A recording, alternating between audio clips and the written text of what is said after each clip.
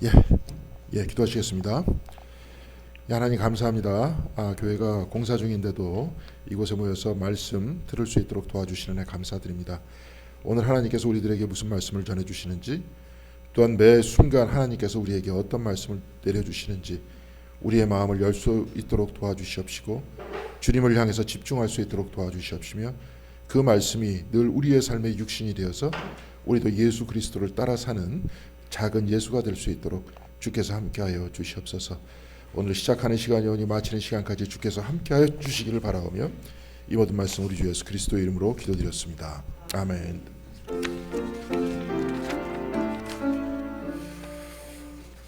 이게 이번 주가 이제 다음 주가 우리가 고난주일입니다. 고난주일인데 그 고난주일 특별 새벽 기도를 하겠다 이렇게 했는데, 그냥 특별 새벽 기도에만 하겠다 그러면은 또 제대로 안 보일 것 같죠.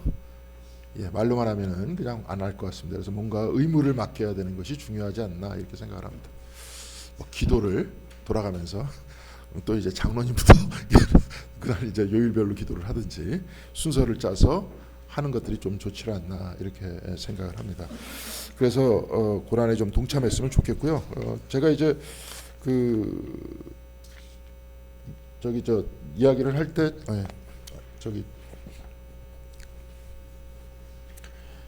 혹시라도 이제 제가 옛날에 우리 창조 영성을 같이 매튜 폭스의 그 창조 영성을 읽으면서 책을 이제 다시 새로 펴냈습니다. 이제 번역의 문제도 있고 또 그 가운데 이제 우리가 좀 제대로 이해해야 되지 않나. 그래서 이제 이쪽 이제 서양에서는 가담을 하는 사람이 얘기한 해석학적 순환이라는 표현을 씁니다. 순환. 이게 뭐냐면 이제 다 성경 말씀 읽으면서 얘기를 하는 거예요. 성경 말씀을 쭉 읽을 때 여러분들이 성경 말씀을 읽죠. 그렇죠. 딱 읽은 다음에 내가 이 말씀을 이렇게 이해했다라고 이야기를 하면서 이제 목회자들 같은 경우에는 이제 이야기를 하죠. 나는 이 말씀을 이렇게 이해했다. 그럼 여러분들은 그 말씀을 듣고 어떻게 합니까? 또 여러분들이 받고 또 수긍할 때도 있고, 또 여러분들 나름대로의 삶 속에서 말씀을 받을 거 아니에요. 그럼 말씀을 받고 또 이야기를 하고, 또 그 말씀이 나한테 들어올 수도 있고 다른 분들한테도 이야기가 되면서 말씀이 계속 순환되면서 이해의 과정이 깊어지는 거죠. 근데 이 순환의 이야기들을 쭉 따져놓고 보면 이게 별거 아닌 것 같지만 여러 가지 이제 예를 들어서 종교 간의 대화를 이야기하는 사람 마찬가지예요. 한국이라는 나라에 기독교가 처음에 들어왔을 때 기독교를 어떻게 이해했을까요? 사람들이 어떻게 이해했을 것 같아요? 기독교를 이해할 수 있는 데이터가 없잖아요. 근데 처음에 말씀을 딱 들었을 때 그 이야기를 뭘로 이해했냐고요. 그러니까 가지고 있을 때 이제 종교 신학을 하는 사람들, 옛날에 이제 감신대에서 그런 분들, 요즘엔 하지도 않지만 저 학교가 참 껍데기만 남은 학교 같아요. 내가 가만히 봐도 요즘엔 아주 도대체 뭘 공부시키는지 잘 모르겠는데, 여하튼 가지고 있으면 본인들이 가지고 있는 종교적 데이터들이 있겠죠. 한국 사람들의 층위를 따질 수 있는 이 사람들의 종교적 데이터는 뭘까요? 기독교가 들어오기 전에 한국을 지배했었던 종교가 뭡니까? 샤머니즘도 있겠고. 그러면서 이제 유동식 박사 같은 경우는 이렇게 쭉 층대를 이야기하는 거예요. 이렇게 종교 구조가 있다 그러면은 가장 밑바닥에 샤머니즘이 있고, 그 윗바닥에 이제 불교가 있겠고, 거기에 또 유교가 있을 거고, 이런 층대를 가지고 있는 종교적인 층대가 있는 상태에서 기독교가 들어왔단 말이에요. 여기도 또 이제 조금 노장 사상도 있을 수도 있겠고, 뭐도 있겠고, 하여튼 다 층대가 있을 거 아닙니까? 그러면서 이제 옛날에 저희 동국대학교에 무슨 종교 철학을 가르쳤던 교수가 있는데, 폼 되게 재는 사람, 청바지 입고 돌아다니면서 턱수염 기르고, 황피로인가? 알 필요 없습니다. 그 사람 알아봐요. 근데 그 사람은 개종이라는 표현을 안 쓰고 가종이라는 표현을 써요. 더할까에. 종교 철학자 얘기겠죠. 근데 왜냐하면 그 사람이 신앙이 없기 때문에 그따구 얘기를 하는 겁니다. 왜냐하면 현상적으로는 그러니까, 여기 붙이니까. 근데 제일 중요한 것은 여하튼 이 순환을 통해서 여러분들이 여기까지 왔습니다. 저도 그래요. 저도 어머니에 대해서 이렇게 얘기하면 좀 부끄럽지만, 어머니가 이제 제가 대학교 4학년 때 아버지가 임지를 옮기셨어요. 저기 모래내 교회라고 있습니다. 지금은 무슨 앞에 큰 건물로 가려져 가지고. 근데 하여튼 왜 옮기셨는지 저도 잘 이해가 안 가지만, 아버지의 가장 큰 실수 중에 하나였습니다. 도대체 왜 교회를 옮기세요? 말년에. 근데 나름대로 사명이시다 이렇게 생각하니까 그건 또 귀중하게 생각을 해야 되는데, 인간적인 측면 안에서는 좀 문제가 있었어요. 아들의 측면에서 볼 때. 근데 이제 뭐 사명이시니까 뭐 어쩔 수 없다 이렇게 얘기하지만, 근데 그 교회 사택에 딱 들어갔는데 사택에 그 저기 뭐 다 지나간 얘기니까 누구나 이름은 안 밝혔습니다. 거기 목사님 따님이 누구랑 동거를 했었대. 결혼을 안 한 상태에서. 근데 그냥 계속 살았대요. 좋다고 해서 사니까 부모 입장에서도 어쩔 수가 없는 거예요. 그래서 그 방에서 동거를 하는데 했대. 나중에 결혼했는지 잘 모르겠고. 그리고 나중에 이제 바꿨어요. 아버지 임직을 바꿨으니까 그 사택에 아버지가 들어가야 될 거 아니에요. 우리도. 근데 어머니가 거기서 그렇게 이모를 데리고 통성기도를 하시는 거예요. 그 방에서. 뭔가 나쁜 귀신이 거짓되지 않는지. 어머니도 나름대로 북한에서 이북에서 옛날에 성화신학교라고 북한의 감리교 신학교가 있었어요. 거기 다니다가 전쟁이 나서 그냥 남아했어요. 그러니까 나름대로 그때 당시까지만 하더라도 지식인이었습니다. 옛날 분이니까. 그런데도 그분이 그랬어요. 근데 그러냐고 나 물어볼 수도 없고. 근데 하여튼 근데 이런 형태의 층대적 사고방식 아닙니까? 본인은 다 공부했다 그러고 목회자 사모로서 오랫동안 생활을 했다 그래도 이 측면이 존재하는 거예요. 근데 이거는 이제 종교 신학을 하는 사람은 꼭 나쁘게 생각할 필요 없다. 모든 사람 다 그런다. 서양에서 예를 들어서 우리가 이제 그 어거스틴이라는 사람을 쭉 이야기를 했었지만 마이스터 에카르트 다 마찬가지입니다. 이 사람이 뭘 가지고 얘기했냐면 뭐가 가장 큰 문제였냐면 선하신 하나님이 세상을 창조했는데 왜 악이 존재하냐. 응답을 해야 될 거 아니야. 여기 계신 분들은 어떻게 생각하십니까? 선하신 하나님이 세상을 창조했는데 악이 왜 존재하냐는 거예요. 거기에 대해서 이해를 할 수 없기 때문에 이 사람이 마니교로 가죠. 애초부터 악이 존재했다. 선신이 따로 있고 악신이 따로 있다. 그러니까 기본적으로 이원론이다. 그리고 악신과 선신을 넘어서는 또 다른 신이 존재해야 될 거 아니에요. 데미안이라고 혹시 읽어보셨어요? 거기서 이런 얘기 나오잖아요. 기독교의 신은 선신이고 거기 옆에 악이 존재하는 악신이고 그걸 넘어서는 또 다른 신이 있다. 난 그를 믿는다. 이런 식으로 얘기하지 않습니까? 이 신학적인 문제 이게 다. 그렇죠? 근데 이런 모든 문제를 이제 해결하기 위해서 어거스틴 같은 경우에는 플로티누스라는 사람의 이야기를 끌고 옵니다. 그래서 그 철학자를 끌고 오는데 여기서 이제 빛을 몇 번 얘기했습니다. 빛을 쫙 비추면 빛과 가장 가까이 있는 쪽은 가장 환하겠죠. 그럼 멀리 있는 쪽은 여기서 여기 저 윤은희 권사님 제일 뒤에 있네. 윤은희 권사님쯤에 내가 플래시를 딱 키면은 김동학 장로님이나 여기 강수 권사님이나 여기 있는 데가 제일 환하게 비칠 거 아닙니까? 그럼 제일 뒤에 윤은희 권사님 쪽은 어때요? 좀 희미하겠죠. 그러니까 빛은 똑같이 보이더라도 제가 얼굴이 딱 비치는 거 보면 이쪽에 가까이 있는 분 또렷하게 비춰지는데 저 뒤쪽은 희미하게 비춰지잖아요. 이제 그런 이야기예요. 일자에 의해서 플로티누스는 하나님을 믿는 사람이 아니었습니까? 일자에 의해서 세상이 창조되는데 이게 마치 이제 화산이 폭발할 때 여러분 어떻습니까? 빵 폭발하죠. 그러면 처음에 뭐가 나와요 거기서? 텔레비전만 보시면 용암이 나오죠. 쫙 용암이 쭉 내려오면서 나중에 어떻게 됩니까? 식어요. 제주도에 있는 바위돌을 쭉 보세요. 그 물같이 이게 물컹물컹한 바위 같은 것들이 많아. 그러니까 용암이 흘러가지고 바위가 그렇게 된 거예요. 그러니까 그거보다 시간이 더 오래되면 그냥 바위 덩어리처럼 되겠지만 지금 현재 쫙 보면은 마치 물 같은 것들이 굳어가지고 바위가 형성된 것 같이 생겼어요. 그러니까 옛날에 백록담이 폭파했다는 거지. 이게 쭉 이렇게 하다가 나중엔 식지만 얘도 분명히 화산에서부터 나온 건 맞죠. 화산에서 처음에 나올 땐 어땠습니까? 액체와 같았잖아요. 얘하고는 본질상 같아. 그렇지만 얘는 뭐야? 액체고 얘는 고체야. 무슨 말씀인지 아시겠죠? 그러니까 이게 쭉 보면 아까 햇빛을 비출 때하고 똑같이 가까이 있을 때는 환하게 비쳐. 멀리 있을 때는 희미하게 비쳐. 그러니까 저기 어거스틴이 뭐라고 얘기했냐면 악은 존재하지 않아. 선이 결핍되는 거야. 선과 멀어진 거야. 그래서 다시 들어온 거예요. 자, 아까 얘기했듯이 가정이라 그랬잖아요. 가지고 있는 데이터를 가지고 기독교를 이해합니다. 그렇게 이해했다가 나중에 계속 회전하고 이야기가 되면서 어디에 가까워집니까? 본질에 가까워져요. 그래서 대화를 계속 해야 되는 거예요. 우리가 처음에 성경책을 읽고 딱 가지고 안 해요. 계속 성경 공부를 계속하고 이야기를 하고 씹어보고 이야기를 하면서 계속 어떻게 되는 겁니까? 깊어지는 거예요. 그래서 아까도 얘기했던 샤머니즘 불교 막 처음에 막 그렇게 이해했다가 나중에 어떻게 되는 겁니까? 복음 자체가 내 마음에 꽂힐 때가 있을 거 아니에요. 오늘 말씀 똑같아요. 오늘 말씀도 예수님을 나중에 라분이라고 얘기합니다. 막달라 마리아가 랍비어라고 얘기 안 하고 라분이라고 왜 그랬느냐? 라분이는 뭐냐면 나의 선생님이에요. 1인칭입니다. 하나님이 주라고 얘기하는데 제가 얘기할 때는 좀 그래요. 제가 여러분들한테 얼마 전서부터 말씀을 아침에 보낼 때 당신이라는 말씀이 없습니다. 거기에. 그 책에서 보면 당신이라는 말도 많고 또 번역이 또 엉망이에요. 그러니까 그걸 보낼 때마다 그걸 어떻게 다시 번역을 할까 막 고민하면서 보냅니다. 근데 당신이라는 말을 빼는 게 우리나라 말로는 당신이 2인칭이잖아요. 근데 싸울 때 당신이라 하지 않습니까? 당신이 뭔데? 그래서 하나님을 당신이라는 좀 무례한 것 같다. 그래서 당신이란 말을 좀 빼줬으면 좋겠다라고 먼저 정동교회 한 장로님께서 말씀을 하셔서, 왜냐하면 그분도 딴 데로 보내니까 그런 말을 좀 안 썼으면 좋겠대요.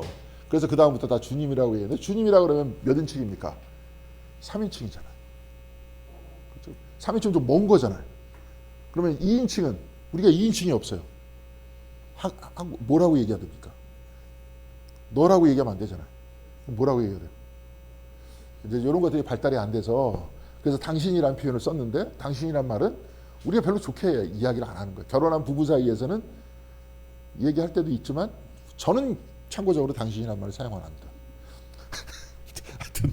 하여튼 그래요. 그래서 말이 좀 모호해. 근데 여기서 특별히 중요한 것은 나의 하나님이다라 그러면 점점 인칭이 가까워지죠. 그래서 예수님께서 부활하신 다음에 하늘로 올라가실 때 뭐라고 말씀하시냐면 나의 아버지가 너희 아버지래. 나의 하나님이 너의 하나님이라는 거예요. 부활한 주님이 선포하셨을 때 그렇게 선포하셨습니다. 그렇죠? 좀 더 깊이 있게 이야기를 해보겠습니다. 제가 왜 자꾸 이런 이야기를 하냐면, 한국도 마찬가지고 전 세계적으로도 마찬가지고, 지금 아침에 새벽에도 제가 말씀을 드렸지만 전쟁을 지금 누가 일으켰습니까? 미국하고 이스라엘 일으켰잖아요. 구약과 신약이네 완전히. 한쪽은 개신교의 대표적인 국가고 한쪽은 구약이잖아요. 그러니까 이런 놈들이 이런 식으로 자꾸 하니까 기독교에 대해서 뭘 하고 생각하겠냐고, 바깥에 사람들이.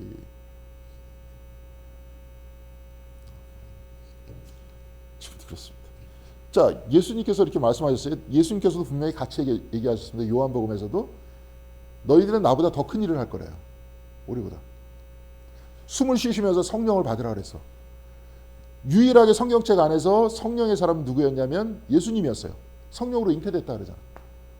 그래가지고 사도행전에 보면 성령이 내려서 모든 사람한테 내려서 파송이 되잖아요. 작은 예수들이 되는 거예요, 다. 예수님께서 숨을 내쉬면서 사람들을 파송하잖아요. 성령을 받으라 그러면서. 너희들도 나처럼 성령에 의해서 살라 그러잖아요. 맞죠? 그러면 우리들도 뭐예요? 기독교인이 됐다는 것은 세례를 받을 때 누구와 함께 죽습니까? 예수와 함께 죽고 예수와 함께 살아나는 거예요. 작은 예수가 되는 거예요, 우리가. 그리고 우리는 어디에 의해서 삽니까? 하나님에 의해 사는 거예요. 성령에 의해 살려고 결단하는 거예요. 그랬었던 겁니다. 근데 왜 문제가 되는 거냐면, 아까도 막 샤머니즘들이 얘기하고 막 이랬었지만, 결국은 샤머니즘이 하는데 굿하는데 한번 여러분 가시면 다 알겠지만 뭐 갈 이유가 왜 있겠습니까? 근데 거기야말로 욕망이 불끈불끈 솟아오르는 곳입니다. 다 자기 달라는 거야, 빌면서. 그게 굉장히 오랫동안 한국을 지배하고 있어요. 지금도 지배하고 있어요. 점집이 교회보다 더 많아, 사실은. 버스 딱 타면은 있죠. 점 보는 집, 전화번호 있죠. 전화 걸어보셨어요? 인생이 잘 안 풀려서. 난 내 친구 중에서 그런 친구도 봤는데, 전도사일 때 목사 안수 받기 전에 하도 자기가 막 힘드니까 점집을 찾아갔대.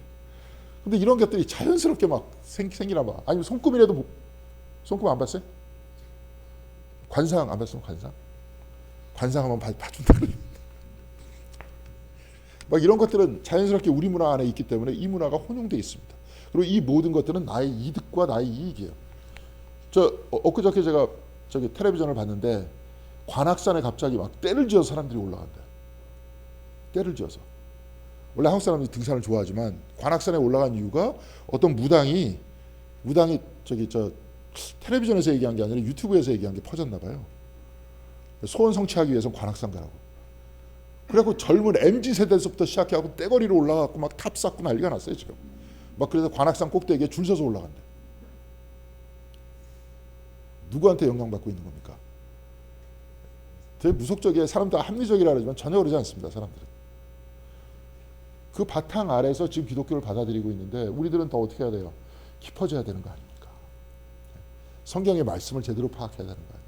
옛날에 다 말씀해가지고 신학이라 그랬잖아요. 신학을 딱 구성해서 다 복준다 뭐 어쩐다 이렇게 얘기하다 보니까 제가 이번 주일에 설교를 할 때 이런 이야기를 했습니다. 중력과 은총이라고 했습니다. 그리고 이거는 몇 번 설교를 했지만 소유 중심의 사고방식이고 이거는 존재 중심의 사고방식이에요. 저기 전도서에도 그렇게 나와 있죠. 그 얘기가 뭡니까? 어리석은 자의 마음은 혼인집에 가 있고 지혜로운 자의 마음은 어디로 가 있다 그랬어요? 초상집에 가 있다 그랬죠. 초상집에 가 있는 이유가 뭘까요?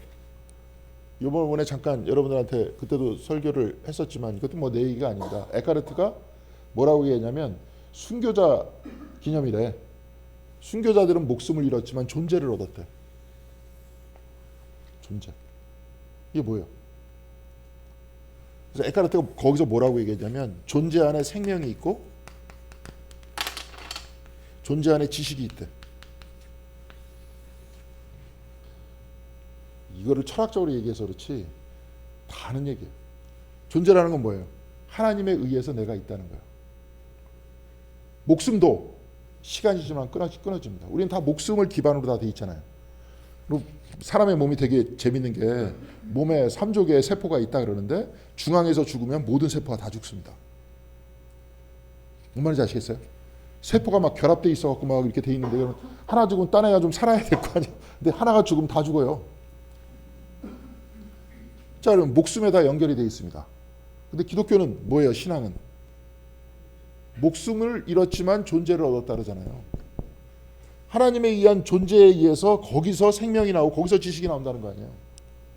가장 기반이 되는 건 뭐예요? 하나님에 의해서 있는 나가 기반이에요. 그 안에 목숨이 있고 거기에 지식도 있는 거예요. 무슨 말씀인지 아시겠습니까? 우리가 죽을 때는 확실해요. 세상의 것에 의해서 내가 있는 줄 알았지만 다 끊어지잖아요. 그렇죠? 다 끊어지잖아요. 돈이 무슨 소용이에요 거기에. 옷이 무슨 소용이고. 목숨에다 연결이 되어 있는 것 같았는데 목숨보다 더 근원져 있는데 뭐가 있다 그랬습니까? 존재예요. 하나님으로 인해 내가 있다는 거예요. 그 위에 목숨이 있는 거고 그 뭐예요? 지식이 있는 거예요. 그래서 존재, 생명, 지식이라고 이렇게 얘기를 한 겁니다. 근데 지금도 마찬가지로 여기 안에 있어요. 지금도 마찬가지예요. 하나님에 의해서 내가 있으니까. 그렇죠?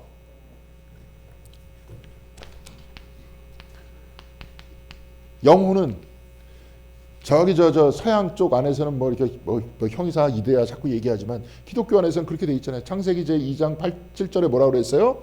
하나님께서 숨을 불어넣으시니 사람이 뭐가 됐어요? 생명이 됐잖아요. 영에 의해서 혼이 됐잖아요. 존재에 의해서 내가 있는 거예요. 이것이 기반이에요. 그렇죠? 근데 몰라. 자꾸 바깥을 쳐다보니까. 그래서 이번에 강기영 권사님께서 옛날에 뭐 그런 데서 일하셨다면서요. 그런 데서 일하셨는데 되게 깊은 말씀을 하시더라고.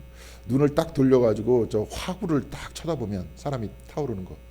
야, 이렇게 살면 안 되는데 이렇게 쭉 얘기하다 갑자기 뒤를 돌아서서 세상을 보면 바로 다 까먹는다. 그게 사람의 삶이라는 거예요. 기독교에 있어서 모든 예식들은 재현하는 거예요. 그래서 캐톨릭에서는 뭘 합니까? 매주 성만찬을 하죠. 성만찬은 뭐를 재현하는 걸까요? 최후의 만찬을 재현하는 겁니다. 2000년 전에 있던 최후의 만찬을 지금 계속 끊임없이 재현하는 거예요. 그 사람들 크로스 사인 같은 거 하는 거 뭡니까? 이 긋는 게 교회도 십자가 형태로 돼 있어요. 원래 오리지널 그 성당은. 그리고 교회 안에 다 뭐가 있냐면 14처가 다 있습니다. 주님께서 재판을 받으시고 나중에 죽으실 때까지 그걸 삥 돌면서 묵상을 합니다. 교회 바깥에도 있어요. 이거는 다 뭐냐면 그리스도와 같이 살겠다는 거예요. 기억하는 거예요. 계속. 우리도 막 이렇게 말씀을 배우면서 기억하는 거예요. 영에 의해서 내가 있고 하나님에 의해서 내가 있다는 걸 계속 기억하는 거예요. 근데 언제 깨달아요? 평상시에 잘 모르잖아. 장례식장 가서 깨닫잖아. 아, 진짜 그렇구나. 다 끊어지는구나 저게. 계속 트럼프 지금 못된 짓 하는데 저 인간이 진짜 돈 때문에 뭐 전쟁한다 그러잖아요 요즘에. 아주 그 티가 났죠 이번에. 그죠? 뭐 휴전선언, 그러니까 뭐 5일 동안 이제 공격 안 하겠다. 지금도 공격하고 있지만 그거 발표하기 뭐 15분 전에 누가 엄청나게 주식을 샀다며요? 15분 전에. 누구랑 관계 있는 놈이겠지. 걔는 지금 다 돈밖에 없어요. 근데 그 놈이 몇 년이나 더 살 것 같아, 그 놈이.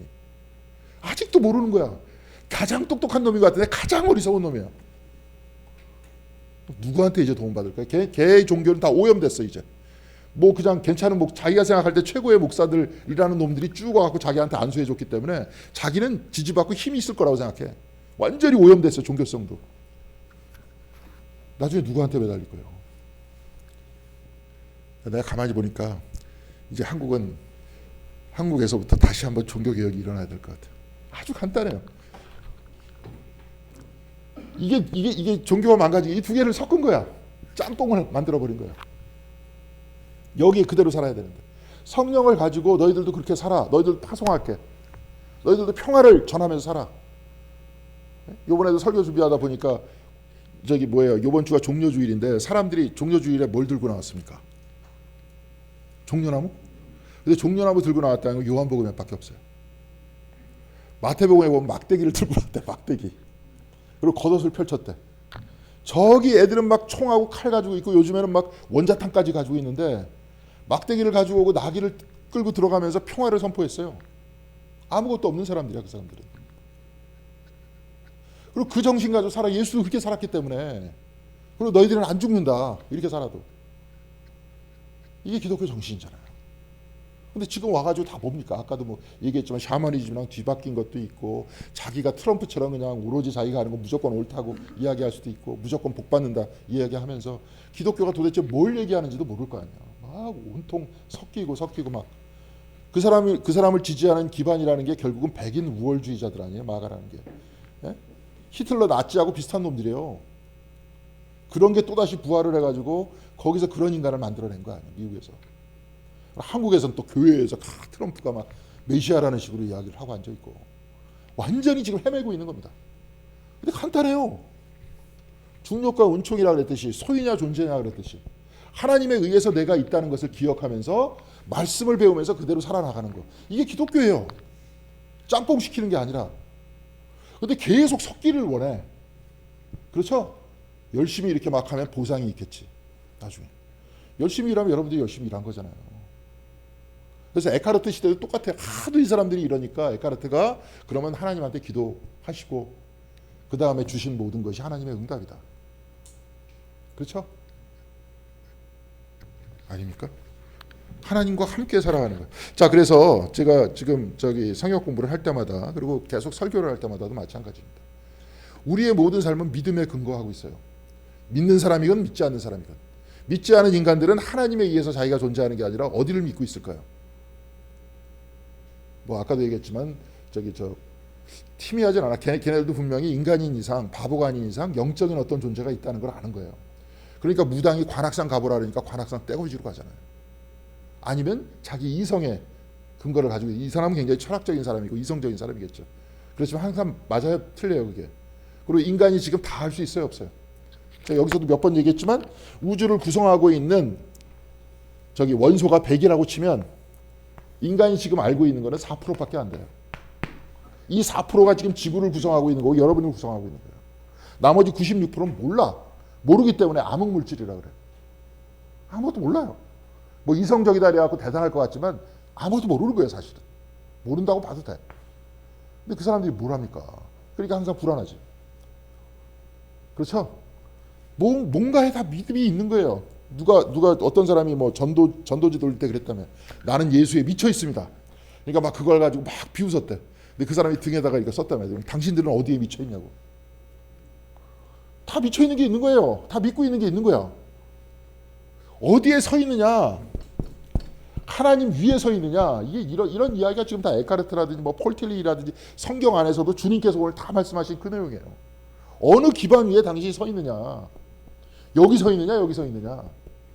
섞지 말고, 그리고 나머지 주신 거는 다 그냥 감사히 받으면서 생활하고 노력하면서 충심을 다해서 살면서 선물이라고 받아들이면서 그렇게 사는 거예요. 근데 나중엔 이게 이제 우선이죠. 뭐 제사를 드릴 때 마음은 다 제밥에 가 있다고. 근데 이게 이제 너무 구성이 돼 있어요. 왜냐하면 사람들이 이걸 좋아하기 때문에. 그렇죠? 다 그렇게 돼 있잖아요. 자, 그래서 우리의 궁극적인 존재 그 믿음이 믿음의 뿌리를 내리고 그 믿음은 뭐냐면 하나님에 의해서 내가 있다는 그 믿음. 그 위에서 좀 아까 뭐 에카르트가 얘기했듯이 생명과 지식이 나오고 그다음에 그 가운데서 평화를 전하는 것. 그것이 바로 기독교인의 삶이다. 이런 얘기입니다. 죄송합니다. 저는 이제 반복적으로 이걸 계속 얘기할 겁니다. 우리 교회뿐만이 아니라 거의 대부분 다 그래요. 한국 교회가 다 그런 한계에 다 있는 상태에서 있고 자 이렇게 뒤섞어 놨기 때문에 지금 힘이 없어요. 저도 힘 있는 거 좋아하는데 힘이 메시지에도 힘이 없고 삶에도 힘이 없습니다. 확신도 없고. 근데 엉뚱한 데 자꾸 확신을 지금 심어주면 사람들을 선동하는데 사실 그 이야기는 그런 얘기다 하는 것을 기억해 주시기 바랍니다. 그래서 오늘 특별히 예수님께서도 그 1인칭에 대한 이야기를 어떤 식으로 이야기를 했고 하나님에 의해서 내가 있다는 것들을 어떻게 말씀하셨는지 그 이야기를 조금 살펴보면서 오늘 마칠 수 있도록 그렇게 하겠습니다. 오늘은 이제 부활하신 예수님입니다. 그러니까 다음 주에 요한복음이 다 끝나요. 다음 주 고난 주간인데 하여튼 뭐 다 끝납니다. 딱 이렇게 맞췄어요, 그죠? 어떻게 이렇게 비슷하게 맞췄습니다. 그리고 그 다음 주에는 우리가 구약을 어디까지 했죠? 기억이 안 나죠, 그죠? 역대상하까지 한 것 같아요. 제가 볼 때 역대상하까지 한 것 같아요. 그러니까 역대상하, 사무엘상하, 열왕기상하, 그다음에 역대상하까지 다 했던 것 같습니다. 자 이렇게 읽어 나가면서 지금도 계속 그래요. 저도 마찬가지입니다. 성경을 계속 읽으면서 그때 새롭게 발견을 합니다. 아까 순환된다 그랬잖아요. 계속 해석하면서 깊어지면서 그 이야기가 돼요. 그러니까 우리도 말씀을 계속 읽으면서 그렇게 됐으면 좋겠고, 저 기도도 막 우리도 이제 기도도 안 배웠잖아요, 그렇죠? 옛날에 수도사들은 다 성경 펴놓고 기도했어요. 말씀 읽으면서. 그것이 묵상이잖아요. 말씀 아시겠죠? 그거보다 더 깊이 들어가다 묵상보다 더 깊이 들어가면 침묵이잖아요. 이제 다 순종하는 거잖아요. 그렇게 기도했어요. 그렇게 다 그런 이제 차원의 기도, 말씀이 굉장히 중요합니다. 오늘도 주님께서 주님께서 사람들한테 숨을 내쉬면서 뭘 받으라 그래요? 성령을 받으라. 그런 말씀을 하시죠. 요한복음에서는 그리스도가 누굽니까? 말씀이 육신이 되신 분이잖아요. 그럼 우리가 말씀을 펼쳐 읽을 때 어떤 이야기예요? 거기서 뭘 얻어야 돼요? 새 힘을 얻어야 될 거 아니에요. 말씀 안에서. 그렇죠. 숨을 내쉬면서 우리가 기억하잖아요. 하나님에 의해서 내가 있다는 걸 다시 한번 기억해야 되는 거예요. 그런 시간이 좀 많아질수록 어떻게 될 것 같아요? 아침 저녁으로도 좀 그런 시간 갖고 그래서 묵상을 계속 하라는 거고 시간대에 따라 가지고 그렇게 하라 그러는 겁니다. 그런 이야기예요. 그런 것들을 좀 잘 생각을 해보시고 하면 될 것 같고 요즘에 이런 그래서 뭐 수도원에 이런 영성의 방식들이 막 많이 들어온 거예요. 근데 이제 특히 종교 개혁이 딱 일어난 다음에 그 칼빈 같은 경우에 되게 칼빈이즘하고 우리 저기 감리교회하고 차이점이 뭡니까? 차이점이 예정론이라고 있잖아요. 그러니까 제가 만약에 장로교 목사라면 여러분들을 많이 협박할 겁니다. 여러분들 구원 받았습니까? 구원 받지 않았습니까? 그럼 자기가 어떻게 알아요? 구원의 주권은 누구한테 있습니까? 하나님한테 있어요. 그럼 자기는 몰라. 자기가 예정 받았는지 안 받았는지 몰라. 그럼 어떻게 해야 될까요? 몰라. 그러니까 거기서 그것을 잊기 위해서 칼비니즘이 강조하는 것은 일에 집중해라. 일. 자기 자신의 일에 집중해. 그래갖고 그 일에 집중하다 보면 어떻게 됩니까? 뭐가 소득이 많이 생기겠죠. 그래서 그 다음에 나온 개념이 뭐냐면 벤자민 프랭클린에 의해서 타임 이즈 머니야. 시간은 곧 돈이다. 그러면서 거기서 집중하는 거예요. 그러다 보니까 나중에 부유하게 되면 하나님께서 나를 구원해 주신 증거다 이렇게 된 거예요. 이렇게 하다 보니까 미국의 대중화된 신학이라는 것들이 그렇게 됐어. 부자 되면 무조건 하나님께서 나를 구원해 주신 것이다. 이게 무슨 도움이 돼? 칼빈도 그 얘기를 한 게 아니야. 칼빈도 사실은 모든 것들을 하나님한테 헌신해라 그러니까 구원은 그한테 있다 이런 이야기를 해주고 싶은 겁니다. 근데 이게 굉장히 영성이 단순하잖아요. 또 사람들한테 협박하는 거고. 그러니까 좀 아까 말씀하셨듯이 기억하는 것이다. 계속 기억하면서 예식과 특히 예배와 기도를 통해서 나의 근원이 누구이시고 나는 어떻게 살아야 되는가 하는 부분들을 집중해 주시면 될 것 같습니다. 그게 신앙생활이고 주님께서 가르쳐 주신 부분입니다. 20장 1절 같이 한 목소리로 읽겠습니다. 주간의 첫날 이른 새벽에 막달라 사람 마리아가 무덤에 가서 보니 무덤 어귀를 막은 돌이 이미 옮겨져 있었다. 저번 주에도 막달라 마리아 자주 얘기했는데 여기서도 누구만 갔었습니까? 주간의 첫날 이른 새벽이라 그랬는데 우리 옛날 개역개정에는 안식 후 첫날이에요. 안식 후 첫날 이른 새벽에 누가 갔어요? 막달라 마리아 혼자 갔어요. 혼자 간 걸로 나와요. 근데 저 밑에 이렇게 쭉 적어놨어요. 마태복음 28장 1절에 보면 막달라 마리아가 있었고 다른 마리아가 있었다. 이렇게 두 명이 있었다라고 그럽니다. 그러면서 이것이 아마 야고보와 요셉의 어머니일 것이다. 거기선 그렇게 나와 있지 않지만 막달라 마리아와 또 다른 마리아가 거기 갔었다. 이렇게 나와 있어요.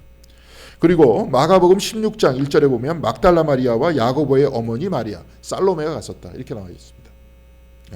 그리고 누가복음 24장 10절에 막달라 마리아, 요한나, 야고보의 어머니 마리아, 그 외 여러 여인들. 그러니까 누가복음에 사람들이 많이 갔었대. 뭐가 뭔지는 잘 몰라요. 전승이 내려왔어. 사람들이 입을 전해서 내려왔기 때문에 소문을 듣고 쓴 거기 때문에 부정확해. 그런데 여기서 공통적으로 다 들어가 있는 사람 누구예요? 막달라 마리아예요. 이 사람이 확실한 거예요. 그래서 우리가 저번에 한번 우리 막달라 마리아 부활의 증인이라는 영화 기억하십니까? 예. 근데 거기서 뭐라고 나와 있냐면 제일 끝부분에 2016년에 교황청에서 최초로 막달라 마리아는 부활의 증인이고 예수님의 제자 중 한 명이었다라고 인정했대요. 2016년 얼마 안 됐어요. 얼마 전에. 여태까지 그냥 나쁜 여자다 이렇게 얘기했다가 갑자기 2016년에 바뀐 거예요. 이런 형태의 이야기들이 계속 나오니까 스칼라십도 나오고. 여기서도 한번 얘기했죠. 천동설이 아니라 지동설이 맞다라고 이야기한 교황청에서 인정한 게 언제인 줄 아세요?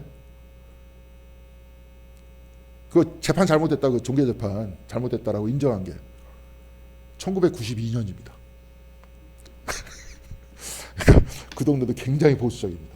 굉장히 보수적인 동네인데 여하간에 그래요. 그래서 2016년에 그랬다는 거예요. 그래서 막달라 마리아는 우리들이 또 이미지가 이미 우리의 아까도 얘기했지만 정보가 더럽혀졌어요. 저도 그런 영화도 많이 봤습니다. 옛날에 그 패션 오브 크라이스트에서 막달라 마리아가 나오잖아요. 거기서 완전히 그런 여자로 나왔잖아요. 멜 깁슨이 만든 영화에서. 그렇죠? 막 가늠하다 잡힌 여자. 거기서 뭐 예수님 뭐 발에다가 뭐 어쩌고 저쩌고 했다. 그게 다 이제 신화적인 이야기들 다 짬뽕해가지고 나온 건데 성경에선 그런 적이 없다 이거예요. 네. 그러니까 이제 그런 부분이 있어요. 근데 여하튼 막달라 마리아가 안식 후 첫날 갔었어요. 그러니까 우리가 창세기 제 1장에 보면 하나님께서 천지를 창조하시죠. 그래서 첫날에 뭘 만들죠. 그러다가 쭉 하다가 일곱째 날 창세기 2장 4절에 어떻게 나옵니까?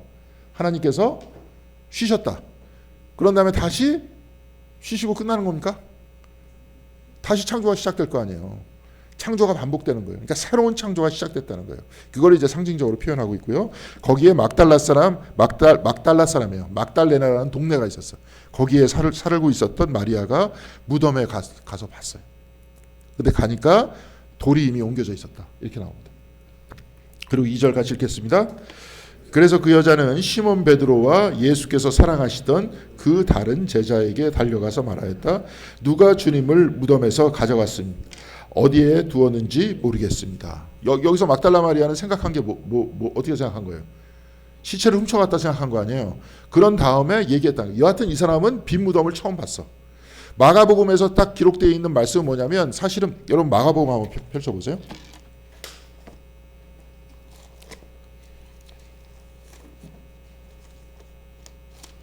마가복음을 펼쳐보면 마가복음 16장 제일 끝에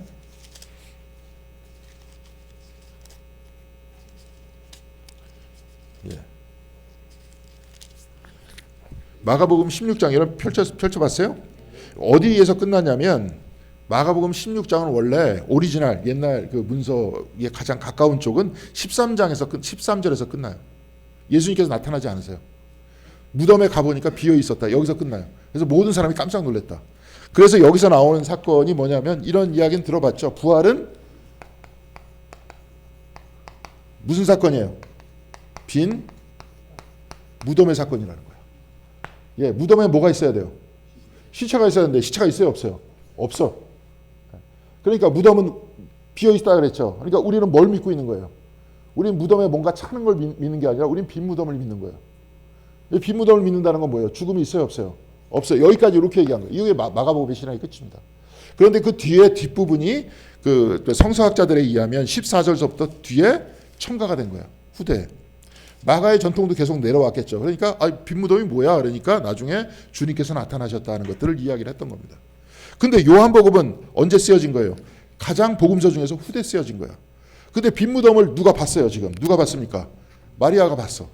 마리아가 봤는데 마리아가 어떻게 합니까? 빈무덤을 보고 제자들한테 가갖고 얘기를 해요. 그러면서 뭐라고 얘기합니까? 훔쳐갔다 그래요. 빈무덤을 받은데도 뭡니까? 부활에 대해서 얘기하는 게 아니라 훔쳐갔다고 얘기를 해요. 확신이 없는 거예요. 왜 확신이 없어요? 이 추리가 아닌 거예요. 주님을 만나야 되는 거예요. 여기서. 그러니까 여기서 특별히 요한복음에서는 주님을 만나는 장면을 이야기를 해요. 그래서 그 장면이에요. 그러면서 그 만나는 단계도 다 있어요. 처음에는 빈무덤을 봤어요. 그래가지고 베드로하고 이렇게 쭉 얘기를 하는데 모르겠습니다. 거기까지 읽었었죠. 그래서 3절 같이 읽겠습니다.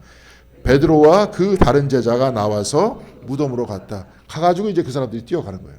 그래서 이제 그런 작품들도 있는데, 그래서 저기 쭉 이야기를 하는데 저기서 뺐습니다. 막 뺐는데 나중에 처음에 누가 가느냐?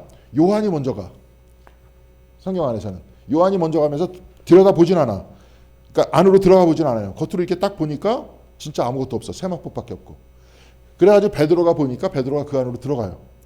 베드로가 들어가가지고 이렇게 쭉 보니까 진짜 없어. 세마포도 한쪽에 있었고 요한은 한번 쭉 봤기 때문에 세마포만 놓여져 있었다. 이렇게 기록되어 있지만 베드로는 들어가고 자세히 보니까 세마포가 이쪽으로 치워져 있고 얼굴을 쌌었던 수건은 저쪽으로 치워져 있어요. 그런 다음에 그 사람이 가. 그런 다음에 가요. 가면서 이 사람들은 어떻게 생각하냐면 주님이 부활했다 하면서 믿고 가는 게 아니라 누군가 훔쳐갔다라고 생각하면서 가. 이 사람들 똑같이. 확인을 했는데 똑같이 그렇게 하면서 가요. 왜 그렇게 하면서 갔을까요? 안 만났으니까. 그러니까 좀 아까 제가 빈무덤 얘기했잖아요. 빈무덤에 사건이 있어도 여전히 불신의 그림자는 있다는 소리예요. 뭔 말인지 아시겠죠? 그러니까 여기서는 빈무덤의 사건을 그렇게 이야기를 하면서 그 얘기를 해요. 자, 그래서 8절 한번 같이 읽겠습니다. 그제서야 먼저 무덤에 다른 제자들도 들어가서 보고 믿었다. 이 믿었다는 게 무슨 얘기예요? 주님이 부활했다는 걸 믿은 게 아니라 시체가 사라졌다는 걸 믿었다는 거예요.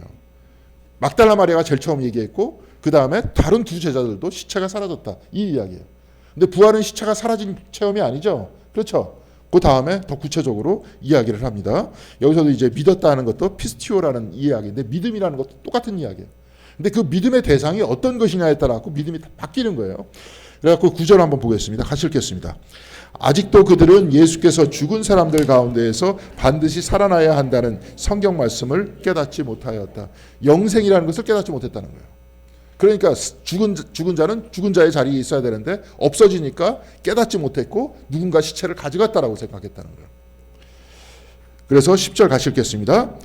그래서 제자들은 자기들이 있던 곳으로 다시 돌아갔다. 자기들이 있던 곳으로 돌아가잖아요. 변화가 없죠? 다시 그 자리에 그냥 가는 거예요. 근데 마리아가 어떻게 바뀌었는지를 한번 살펴볼 수 있도록 하겠습니다. 마리아는 안 떠나. 근데 사람들은 다 떠나가지고 자기가 있던 곳으로 갔는데 마리아는 무덤 밖에 있었어요. 우리 이번 주에도 설교할 때 얘기했었죠. 나사로가 죽었을 때 마리아가 또 어디 있었다 그랬습니까? 무덤 바깥에서 울고 있었다 그랬잖아요. 그래갖고 그 성서학자는 아마도 막달라 마리아가 아니었겠느냐 이렇게 얘기했다 그랬잖아요. 11절 같이 읽겠습니다. 그런데 마리아는 무덤 밖에 서서 울고 있었다. 울다가 몸을 굽혀서 무덤 속을 들여다보니. 울다가 다시 굽히니까 또 다른 존재가 나타나. 12절 같이 읽겠습니다. 흰옷 입은 천사 둘이 앉아 있었다. 한 천사는 예수의 시신이 놓여 있던 자리 머리맡에 있었고 또 다른 천사는 발치에 있었다. 이건 다른 성경 복음서에서 나와 있어요. 그죠? 나와 있어요. 마태복음에서도 보니까 뭐 예수님을 찾는구나 하면서 막 뭐라고 얘기하잖아요. 여기서도 똑같이 그렇게 얘기가 나와요. 근데 천사를 봐도 믿어요? 믿지 않아요? 마리아가. 안 믿습니다. 천사를 봐도 못 믿어요. 그러니까 그걸로 믿음이 생기는 게 아니라니까요. 여기 계신 분들 마찬가지예요. 제가 목사도 막 얘기하고 뭐 제가 저번 시간에 얘기했지만 저 철학이라고 있잖아요. 철학. 예. 옛날에 중세시대 때 뭐냐면 철학은 신학의 신여래. 신여예요. 신여. 신학은 여기서 뭐가 중심이에요? 믿음이 중심 아니에요. 아까 믿음이 하도 그 한국교회에서 믿음을 싸구려 취급해갖고 그냥 믿으면 다 된다. 그냥 믿습니까? 아멘 막 이러다 보니까 너무 상투적으로 바뀌었지만 사실 믿음이라는 게 존재 근거를 이야기하는 거잖아. 자기 믿는. 이게 굉장히 중요합니다. 만약에 목숨보다도 더 근원적으로 하나님에 의해서 내가 있다는 것을 철저히 붙드는 사람은 죽음이 두렵겠어요? 두렵지 않겠어요? 제가 이걸 얘기했나? 저도 개신교 목사지만 개신교에 대한 이제 비판적인 그런 이야기가 많아서 그런데 저번에 예수기도 그 책을 읽으면서 그런 부분이 있더라고요.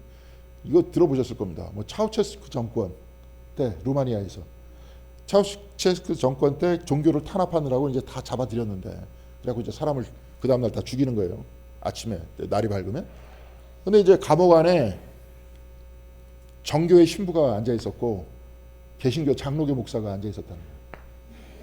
근데 장로교에서는 아까도 얘기했지만 장로교 쪽에서는 내가 구원 받았는지 안 받았는지 알아요, 몰라요? 모르잖아. 그럼 구원의 주체는 누구예요? 하나님이야. 그러니까 내가 내일 총 맞아 죽는데 불안해. 지옥 갈까 봐. 그럴 수밖에 없어요. 그 영성은. 주권자는 하나님이고 우린 모르기 때문에. 그러니까 계속 눈물을 훌쩍훌쩍거리면서 내가 지옥 갈지도 모른다. 하나님 나 살려달라. 그럴 때마다 옆에서 정교회 신부가 계속 손 잡으면서 하나님은 당신을 사랑하신다. 왜냐하면 정교회 신앙은 사랑 중심으로 구성이 되어 있거든. 신학이 완전히 사랑을 바꿔놓잖아요. 다르잖아. 이거 정교회에서 하나님을 당신을 사랑하신다. 이 기반이 뭔지 아십니까? 아까 얘기했던 존재 기반이에요. 그런 대신 하나님이 계속 생명을 주신다. 아니 그거 뭐예요? 창세기 제1장에 사람의 코에다가 생기를 불어넣으신 사람이 살아있는 생명체가 됐다. 라는 것이 과거 사건이에요? 아니면 지금 사건이에요? 지금 사건이잖아요. 그럼 생명 주시는 건 뭡니까? 계속 줌이라는 건 뭐예요? 사랑이잖아요. 우리들한테 보상도 바라지 않고 주는 거야. 그래서 언제 한번 여러분들한테 얘기했습니다. 사람의 경제 법칙이라는 게 교환이라는 게 있고 증여라는 게 있고 무상증여라는 게 있다. 교환이라는 거는 그냥 맞바꾸는 거예요. 돈하고 물건하고 바꾸는 거예요.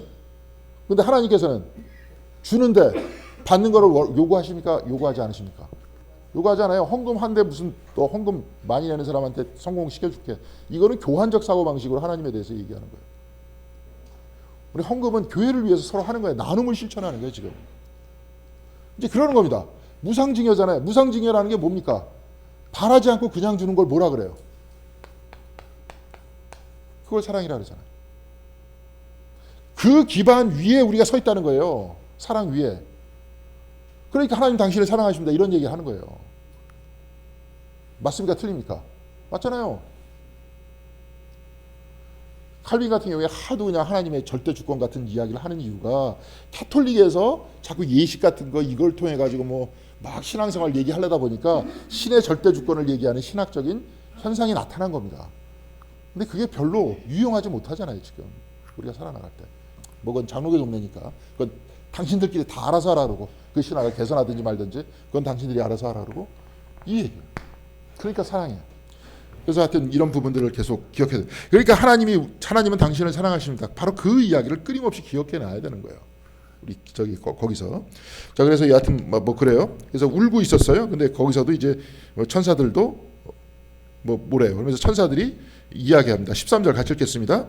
천사들이 마리아에게 말하였다. 여자여 왜 우느냐? 마리아가 대답하였다. 누가 우리 주님을 가져갔습니다. 어디에 두었는지 모르겠습니다. 계속 이렇게 얘기하고 있죠. 그렇죠? 마리아. 천사를 보았는데도 믿지 않았습니다. 천사가 우리에게 믿음을 주지 않는다는 거예요. 천사가 믿음을 주지 않는데 그 다음에 14절에 이제 예수님과 만나요. 14절 같이 읽겠습니다. 이렇게 말하고 뒤로 돌아섰을 때 그 마리아는 예수께서 서 계신 곳을 보았지만 그가 예수인 줄을 알지 못하였다. 이게 완전히 이제 무지 속에 있으니까 그렇죠? 슬픔과 무지 속에 있으니까 주님을 봐도 알아보지 못한 거예요. 그런데 뭐라고 얘기하냐면 그 다음에 굉장히 중요한 말입니다. 천사의 말과는 다른 이야기예요. 비슷한 얘기인 것 같지만 15절 같이 읽겠습니다.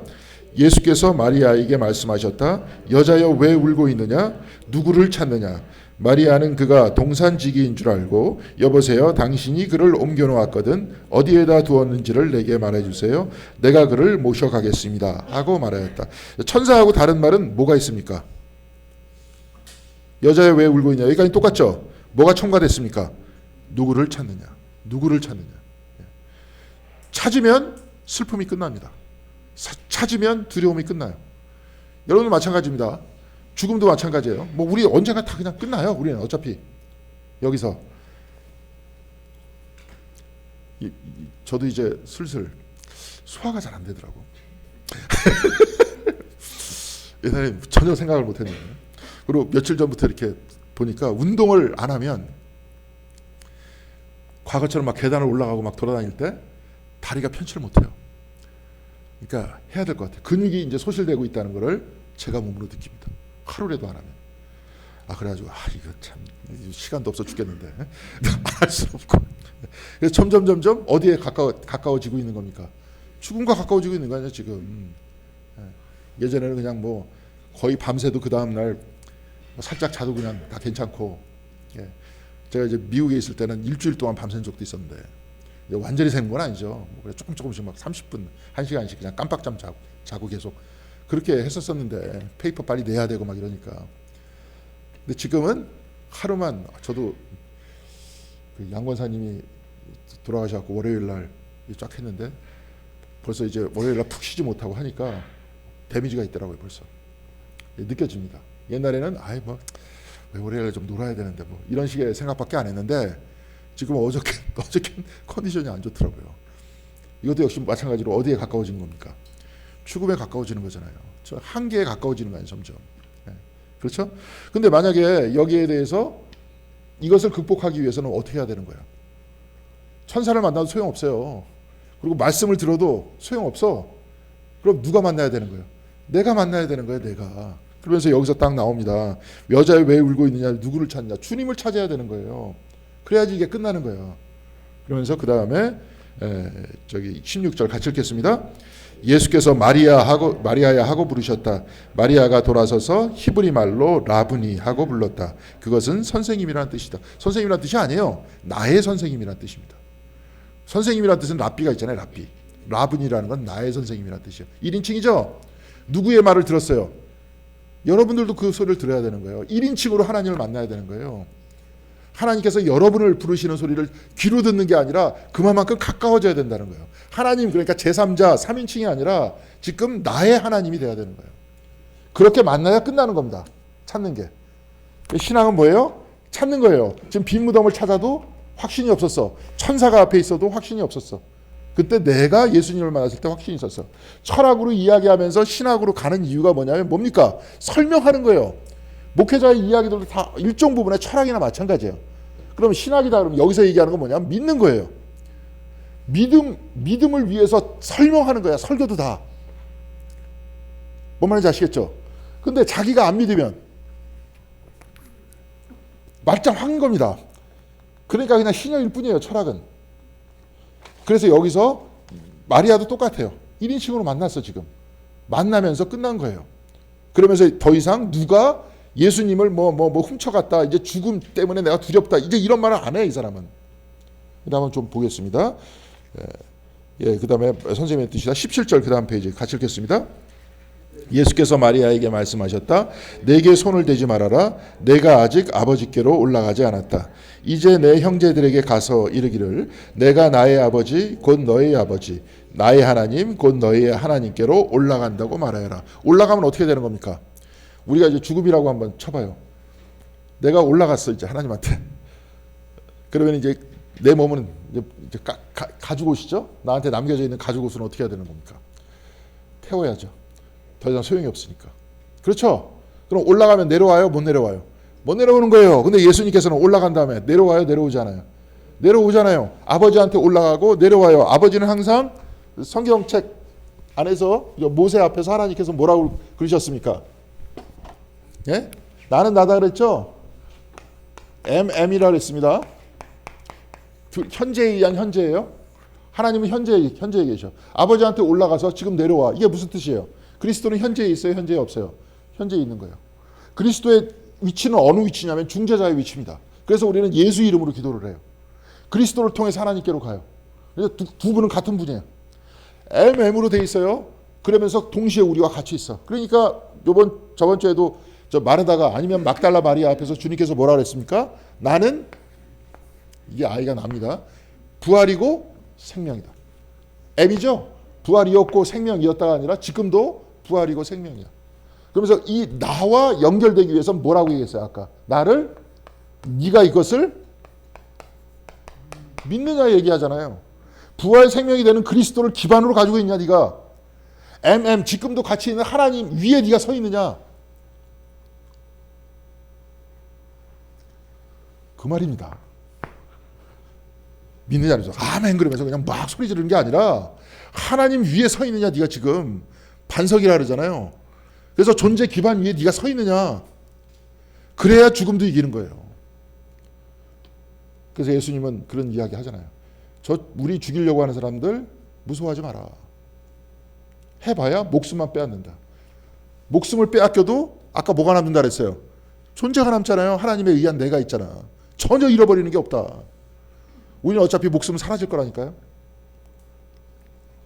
자, 그런 이야기를 합니다. 그래서 아버지께로 올라간다고 말하래. 그러면서 하나님이 나의 아버지는 또 누구의 아버지예요? 너의 아버지예요. 이제 하나님 우리 아버지예요. 나의 하나님이 또 누구예요? 너의 하나님이에요. 우리 모두의 하나님이에요. 동시에 우리 모두의 아버지예요. 인칭이 바뀌었어 지금. 자, 그러면서 쭉 이야기하면 좀 이따가 이제 더 큰 이야기를 하십니다. 그렇게 쭉 이야기하고 마리아가 제일 18절 같이 읽겠습니다. 막달라 마리아는 제자들에게 가서 자기가 주님을 보았다 하는 것과 주님께서 자기에게 이런 말씀을 하셨다는 것을 전하였다. 최초의 파송자입니다. 이 사람들은 제자들은 그냥 있던 곳으로 돌아갔는데 마리아는 가서 전했습니다. 제자들한테 주님께서 사셨다. 이제 영생이다. 뭐 이런 얘기를 한 겁니다. 그래갖고 이 복음의 가장 중심적인 역할을 막달라 마리아가 맡았어요. 제가 주일날 얘기했지만 그 성서학자가 여자였는데 이런 게 눈꼴 셔서 못 보는 거예요. 남자들이. 그러니까 막달라 마리아의 힘을 빼려고 그랬다는 거예요. 그러니까 그 사람을 이상한 사람으로 만들어 놓고 그랬었다는 거죠. 자, 성경 안에서 저기 계속 얘기하지만 여자는 증인도 못했습니다. 옛날에 재판할 때. 여자가 제가 사람 죽이는 거 봤어 이렇게 얘기를 해도 효력이 없어요. 그거는 여자가 봤다는 거는. 그게 그런 시대였어요. 근데 부활의 증인이 지금 끊임없이 누가 나오고 있어요? 여자가 나오고 있잖아. 자, 중력과 은총이라 그랬습니다. 성경은 지금 중력의 편을 드는 거예요? 은총의 편을 드는 거예요? 은총의 편을 드는 거야. 니들이 아무리 남자가 맞다, 권위 있는 사람의 이야기가 맞다라고 해도 그건 다 뭐라는 거예요? 중력이야. 세상의 법칙이야. 오히려 저 사람을 통해서 얘기를 했어.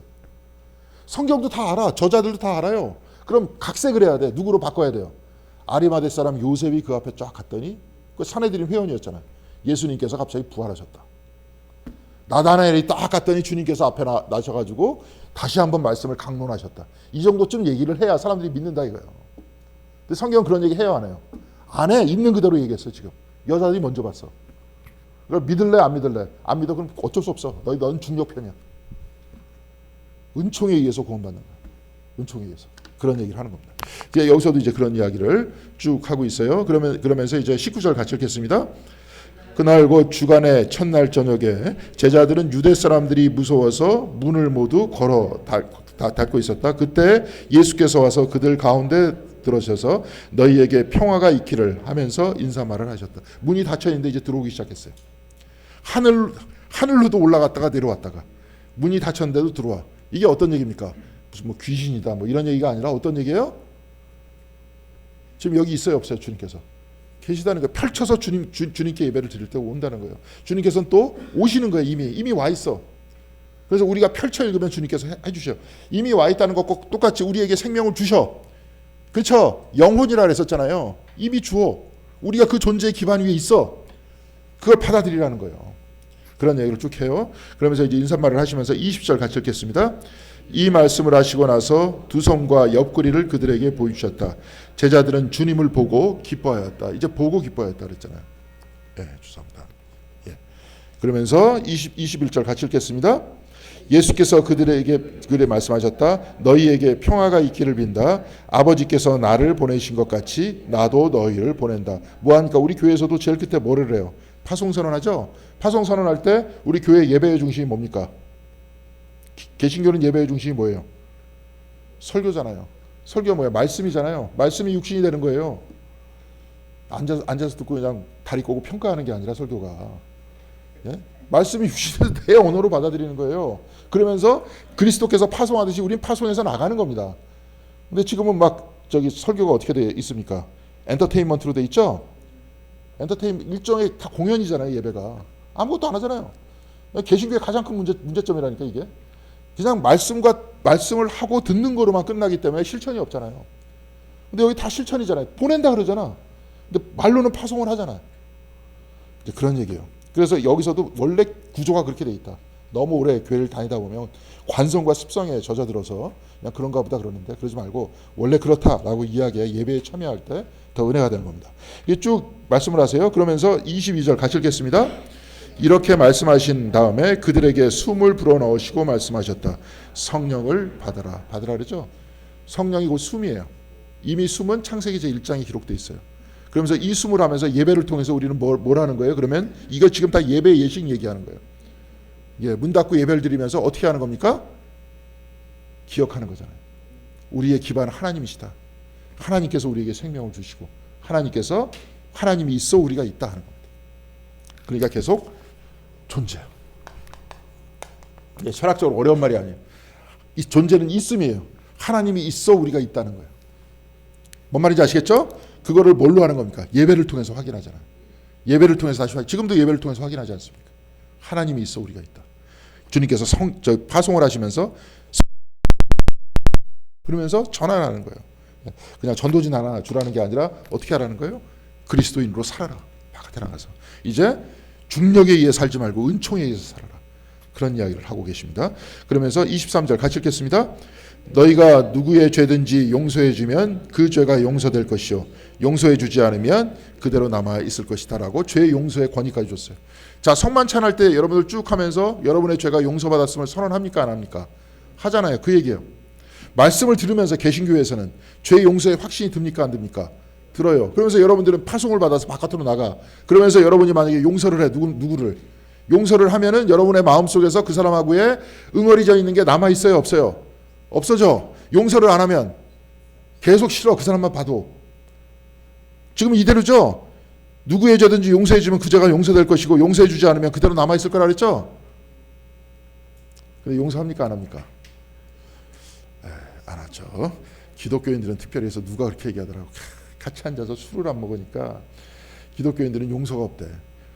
그래가지고 뭐 쫙 얘기를 하더라고. 그래서 내가 이제 그 얘기하는 분 얘기를 쫙 들으면서 내가 알기로는 저분도 마시고 계신 것 같은데 왜 자꾸 용서가 없다라고 왜 교회에서 그냥 대놓고 술을 마셔야 되나. 근데 그게 아니고 지금 용서하라는 거 아니에요. 용서의 프로그램을 어떻게 해야 될까요? 옛날에 무슨 우리 교회에서 김종국 권사님 지금 요즘에 어떻게 몸 좀 괜찮아지셨대요? 뭐 괜찮아지셨다 그러는데 다시 전화를 걸어봐야 되겠지만 김종국 권사님 말씀하시는 걸 들어봤어요. 김필선 장로님하고 누구라 그러더라. 그래서 사이가 안 좋았는데 목욕탕에서 화해를 했대요. 때를 빌어주면서. 목욕탕을 하다 때를 빌어주면 용서가 화해가 될까? 예, 막 그랬는데 또 김종국 권사님 말씀은 또 재밌는 게 그러고 나서 며칠 지나니까 또 안 그러더라고.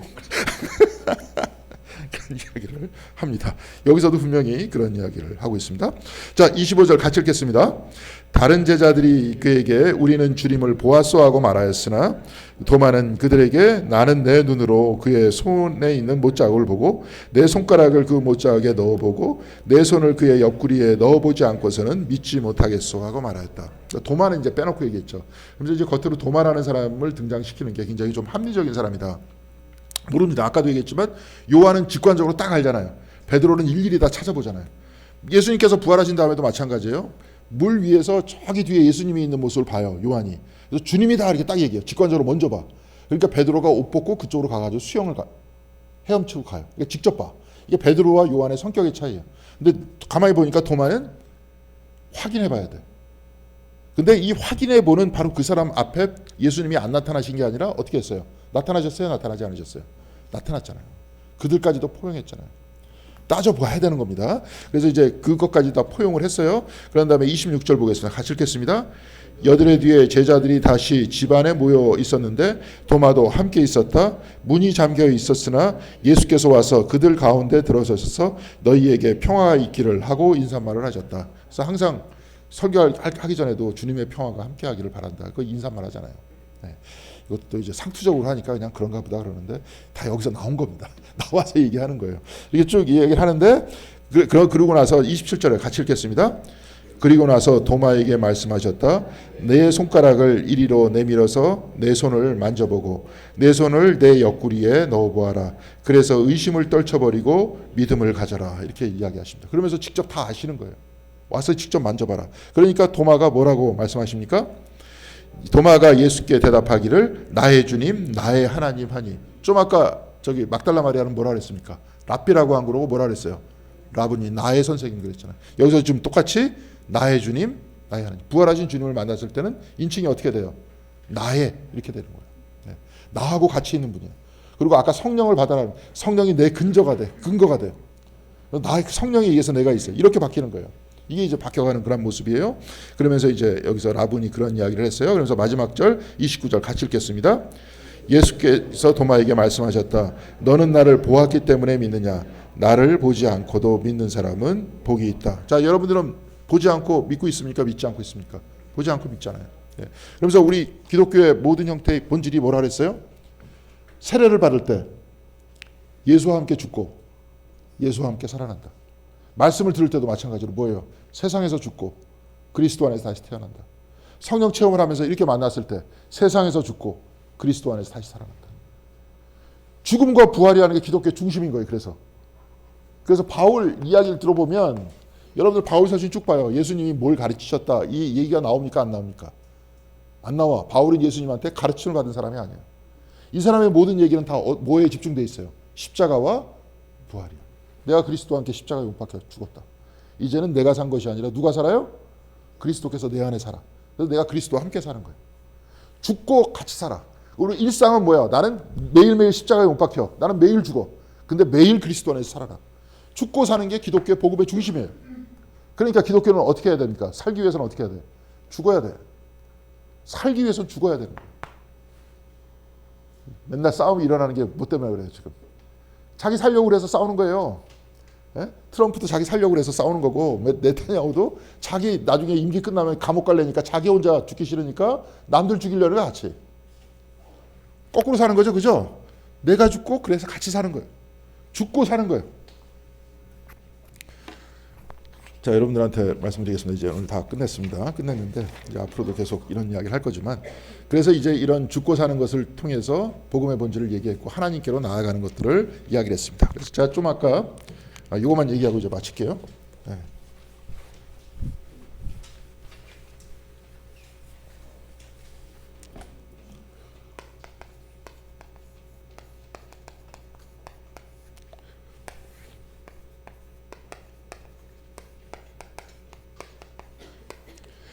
이렇게 얘기를 했습니다.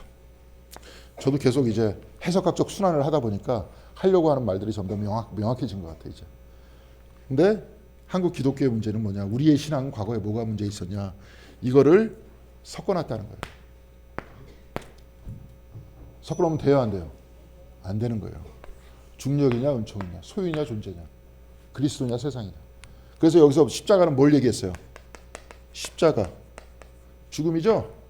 그 다음에 부활. 어디서 사는 거예요? 여기서 죽고 여기서 사는 거예요. 이용도 목사 같은 분은 맨날 얘기한 게 육에 죽고 영에 살자. 세상에서 죽고 그리스도 안에 살자. 섞어놨습니다. 저 섞어놓은 대표적인 교회가 저 건너편에 있어요. 그리고 저 교회가 다 오염시켰어요. 한국 교회를. 돼요, 안 돼요? 안 됩니다. 그래서 제가 좀 아까 얘기할 때 종교개혁은 바로 여기서부터 시작돼야 됩니다. 아주 단순합니다. 제가 아마 이 이야기 때문에 많이 싫어하실 거예요. 저를. 교회 안에서도. 왜 이런 얘기 안 하냐? 복 받는 얘기 왜 안 하냐? 달라는 얘기 왜 안 하냐? 그러면서 이걸 빡세게 하면서 통성기도하고 난리쳐야 되는데 이거 달라고. 왜 우리 교회는 그런 게 없냐? 없습니다. 앞으로도 없을 겁니다. 해서도 안 되고 절대로 안 됩니다. 왜냐하면 복음을 망가뜨리는 거기 때문에 그래요. 그래서 지금 그것 때문에 교회가 망가졌습니다. 중력이냐 은총이냐 소유냐 존재냐 십자가냐 부활이냐 이 부분은 성경에서 명쾌하게 얘기하고 있잖아요. 명쾌하게 얘기하는 거를 다 흐려놨기 때문에 특히 제가 목회 생활을 이제 오래 하다 보니까 특징이 뭐냐면 귀에 붙이면 귀걸이 코에 붙이면 코걸이입니다. 성경 말씀 다. 제가 여기 처음 왔을 때 그런 얘기 했을 거예요. 구약 성경 쭉 읽을 때는 율법이 아주 참 아름다운 거고 좋다 이렇게 얘기하다가 바울 서신을 읽을 때는 율법은 다 쓸데없는 거다 이렇게 얘기하고 똑같은 사람 입에서 똑같이 그렇게 말이 나옵니다. 그러니까 기독교인들 똑같이 이렇게 들으면서 그냥 귀에 붙이면 귀걸이 코에 붙이면 코걸이 그냥 다 넘어가는 거. 그러니까 나중에 신앙생활을 30년 40년 해도 그냥 똑같습니다. 다 시간 허송세월한 거. 그러지 말자.